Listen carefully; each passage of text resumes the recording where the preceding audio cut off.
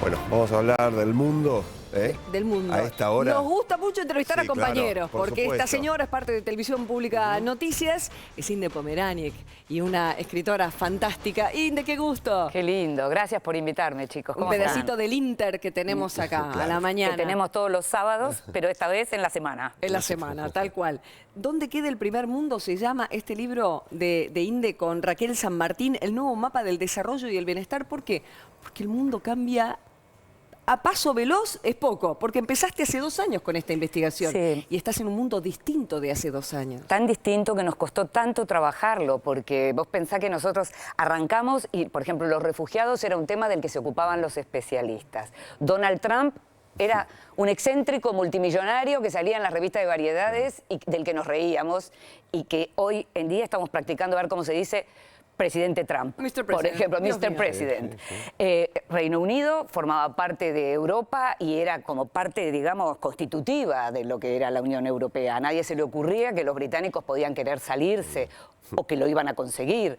Digamos, hay como el mundo efectivamente cambió mucho y fuimos cambiando con Raquel, que es mi compañera, mi colega, la editora de ideas, del suplemento de ideas del diario La Nación. Grande, Fuimos gran cambiando, suplemento. incorporando capítulos. China era una cosa, hoy es otra. Brasil era una cosa y hoy es otra. Colombia. Colombia Inimaginable tenía hace 2 años un exactamente. acuerdo de paz.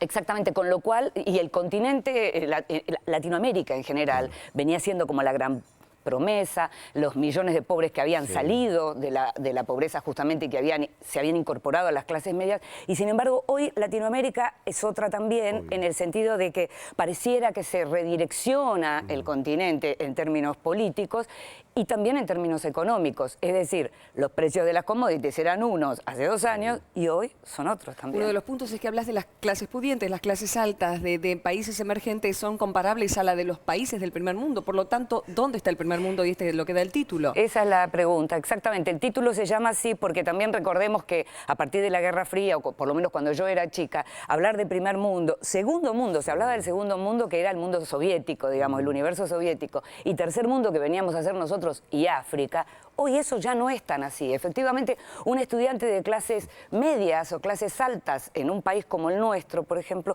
puede ser comparado con un estudiante medio de Oslo. Sí, ¿por qué no? La diferencia está en los que están abajo.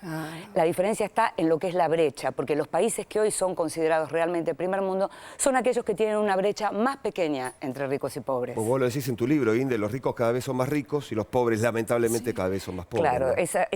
Efectivamente, esa brecha está ensanchada. Sin embargo, hay una nueva cartografía. Hay un nuevo mapa del mundo de países considerados.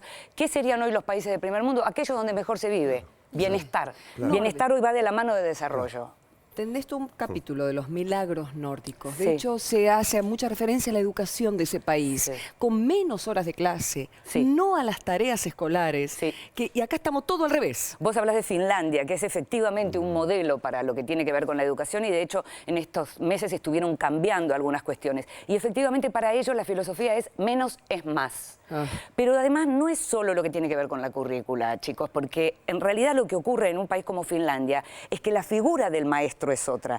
Mientras en nuestros países el maestro es una figura desprestigiada y no necesariamente por lo que tiene que ver con ellos, sino por una cuestión conceptual, en esos países, en un país como Finlandia para ser maestro tenés que tener un máster, no solo un título de grado, tenés que tener un máster. Es como un cirujano, es esencial en la vida de la así. sociedad. Es tan así que los médicos, junto con los maestros, digamos, son como las profesiones más requeridas por los Mirá. chicos cuando terminan la escuela. Mirá. Raro, ¿no?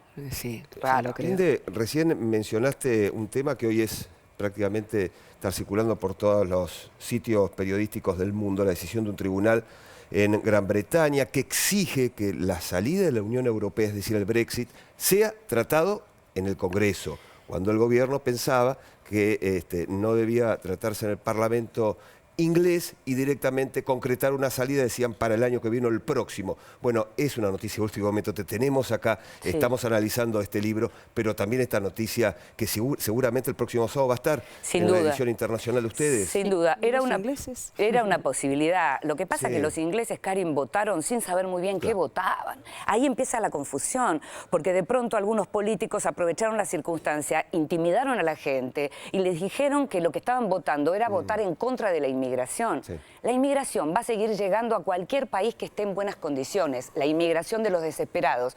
Los desesperados van a llegar a Gran Bretaña igual mientras a Gran Bretaña le vaya bien.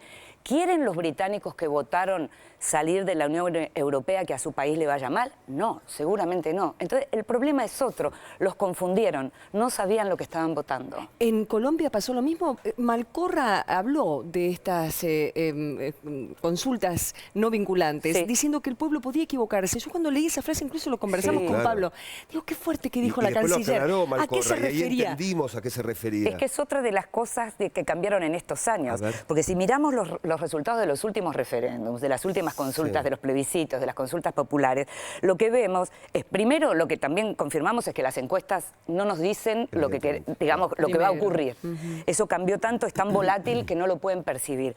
Y también que la gente va a votar sin saber exactamente qué vota. En el caso de los colombianos, cuando fueron a votar, también fueron intimidados por algunos políticos, en este caso por lo que tiene que ver con todo lo que gira alrededor del expresidente Álvaro Uribe, y al mismo tiempo el acuerdo en sí que se estaba votando eran casi 300 páginas. ¿Alguno de los colombianos, además de los expertos, leyó esas 300 páginas para saber exactamente qué estaba votando? No. Es muy difícil ir a votar sin saber exactamente qué estás votando. Podés equivocarte. Sobre todo si encima va muy poco porcentaje de gente. Ni que como un hablar, 30%. ni que hablar, menos. sí, en ese caso la cuestión de la abstención fue tremenda en Colombia y eso también está hablando, eso también está diciendo algo preocupante. ¿Qué quiere decir? ¿Que no les interesa tanto lo que vaya a pasar? Es difícil eso. ¿O que piensan que el resultado está dado de antemano? También. ¿Cómo por podemos arreglos. saberlo? Claro, ¿Cómo qué podemos fuerte. saberlo? Inde, hablabas de encuestas vos, ¿no? De cómo se están equivocando. Hasta hace 2 semanas, ponele, estaba ganando Hillary Clinton casi cómoda. Casi cómoda. Una última encuesta está un punto arriba de Donald Trump. Sí, yo creo que no pasaron más de 15 o 10 días. Yo creo que en Estados Unidos también A ver. están asustados los que hacen las Pero consultas, inclusive la misma las empresa, encuestas. la misma encuestadora. Sí, pero lo que pasa es que efectivamente va cambiando. ¿Y sabés qué, Pablo? No se veía una campaña en Estados Unidos con 2 candidatos tan desprestigiados. Claro. Es casi la tiendita del horror la campaña en Estados Unidos. ¿Te das cuenta? ¿Quién es el menos malo? Realmente, Donald Claro. Trump, uno no imaginaba que iba a llegar ni siquiera a ser el candidato republicano. Imaginarlo como presidente es, digamos, tener ante nosotros la perspectiva de un mundo que no conocemos. Claro. Porque quien ¿Puede preside cambiar? Estados Unidos... ¿Vos crees que puede es- llegar a cambiar el orden mundial económico si sube Trump? Mira, la verdad que lo que yo pienso tiene que ver con qué va a pasar dentro del propio Partido Republicano. Es decir, los propios republicanos, la propia base que no lo apoya a Trump, ¿qué va a hacer? Y lo que yo imagino que va a hacer es poner sus mejores cuadros dentro del gobierno, presionar para poner a los más especializados, digamos, a los políticos más experimentados en el gobierno de un outsider peligroso. Claro. ¿Qué va a pasar con eso?